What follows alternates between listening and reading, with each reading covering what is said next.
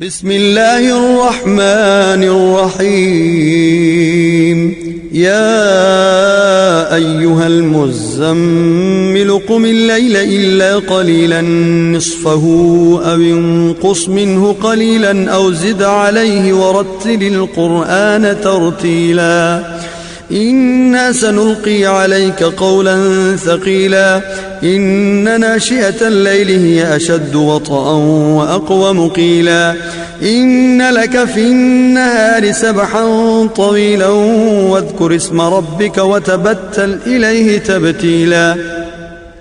رب المشرق والمغرب لا إله إلا هو فاتخذه وكيلا واصبر على ما يقولون واهجرهم هجرا جميلا وذرني والمكذبين أولي النعمة ومهلهم قليلا إن لدينا أنكالا وجحيما وطعاما ذا غصة وعذابا أليما يوم ترجف الأرض والجبال وكانت الجبال كثيبا مهيلا إنا أرسلنا إليكم رسولا شاهدا عليكم كما أرسلنا إلى فرعون رسولا فعصى فرعون الرسول فأخذناه أخذا وبيلا فكيف تتقون إن كفرتم يوما يجعل الولدان شيبا السماء منفطر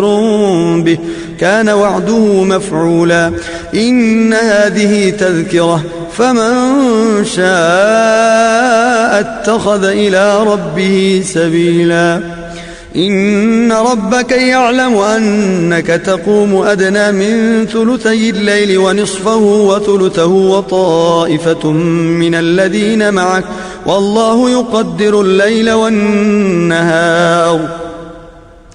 علم أن لن تحصوه فتاب عليكم فاقرؤوا ما تيسر من القرآن علم أن سيكون منكم مرضى وآخرون يضربون في الأرض يبتغون من فضل الله وآخرون يقاتلون في سبيل الله فاقرؤوا ما تيسر منه وأقيموا الصلاة وآتوا الزكاة وأقرضوا الله قرضا حسنا وما تقدموا لأنفسكم من خير تجدوه عند الله هو خيرا وأعظم أجرا واستغفروا الله إن الله غفور رحيم.